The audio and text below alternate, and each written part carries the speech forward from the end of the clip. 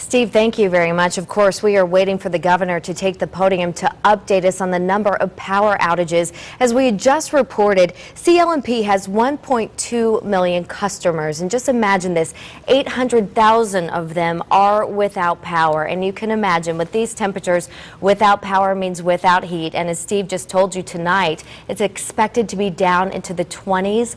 So a lot of emergency shelters have opened up across the state. We have the listing of those emergency shelters on our website at WTNH.com. We're going to join the governor now. As you can see, he's approaching the podium. Being here, I want to update the citizens of the state of Connecticut as to where we are in this particular situation. Let's begin it is sunny out. Roads are becoming clearer naturally, at least of the snow, but we have a lot of work to do with respect to restoring roads to usage, primarily around the limb and tree removal as well as the securing of wires, that is to make sure that wires are not live, and that work is underway in earnest. I will have a CL&P and UI representative available to you tonight at 6 p.m. here, where they can talk about specifics of restoration as well as the summoning of additional crews that they're all involved in. This is a record power outage. Power outage has continued to go up throughout the day since I originally arrived here. That's primarily because what's accumulated on tree limbs is falling to the ground. Those tree limbs then come back up and have contact with the wires, and we've actually seen an increase of about 80,000 customers losing power today since I came in around 7:45. So CL&P currently has 803,000 outages. UI currently has 16,700. We also have about 164 cell sites for AT&T out. This is going to be a very difficult situation, so I will tell you that in all likelihood cell coverage will degrade throughout the day. The reason for that is, as opposed to the kind of damage that was experienced in Irene, we have line damage into these systems, so it's not simply power being out, but it's actually disconnected lines to those systems as well. So we're worried about that. We're working on it, but it is going to be a more difficult situation than we experienced in Irene. Asking the citizens to stay off the roads and away from downed power lines, obviously. I will tell you, however, that the Merritt Parkway and the Wilbur Cross are now open to traffic. There are at least 32 shelters open across the state. You can call 211 for local shelter information. You should expect a delay in getting your call answered. We're experiencing record usage of the 211 system as we speak. But we'll make progress on that, I hope, throughout the day. I've asked local fire departments, volunteer and staffed, to open up and make themselves available for showering, for warming, and for charging. So far, I think we have 63 companies that have responded to that call, and I suspect that that will go up throughout the day as we speak. Metro North is traveling on a Sunday schedule. The branch line, the New Canaan line, is up and running. The other branch lines are not currently running, but tomorrow does look like a normal schedule, except we'll update you further on the branch lines, the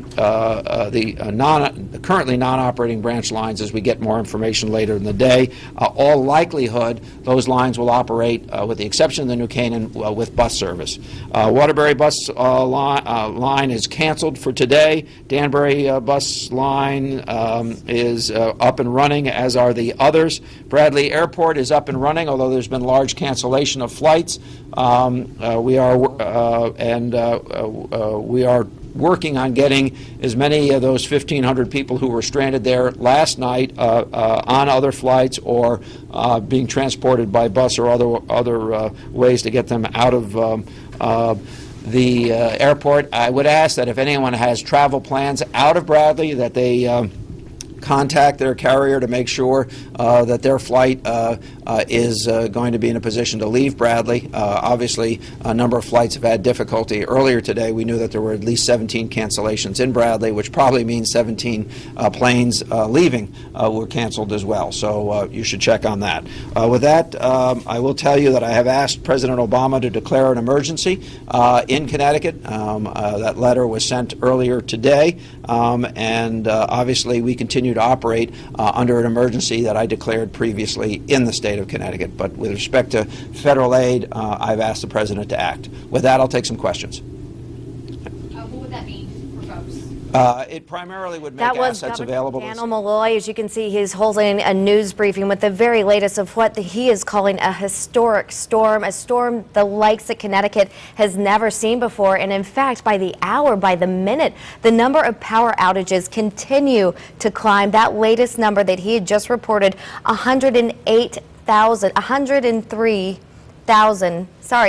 803,000 people across the state without power. Keep in mind, CL&P only has 1.2 million customers. This is a huge portion of their customers. UI, 16,000, nearly 17,000 people there without power. Really record numbers of what we're talking here. Those numbers, he says, could even climb throughout the day because of that heavy snow on the tree limbs. The snow's beginning to fall off, but the tree limbs are snapping up and hitting those power lines. Of course, with that, many emergency shelters open across the state. In all, he says there are 32 shelters open. We have a list of those shelters on our website at WTNH.com. You can find out what's nearest to you. Also, pets are a real issue here when it comes to going to those shelters, so be sure to look out if you can take your pets with you as well. Even more difficulties when it comes to talking on cell phones. The governor just reported 167 cell sites are without service. He said it's going to be getting worse throughout the day. Of course, we will keep our eye on this situation. We're going to be doing updates here every hour, so be sure to stay tuned with News 8 and WTNH.com for the very latest on this autumn nor'easter. You can also stay updated right with your smartphone, right in the palm of your hand. Just download the News 8 app. Tonight at 6 o'clock, we're going to have a special extended hour-long newscast on this historic storm. For now, that's going to do it for us. We'll see you right back here at 1 o'clock.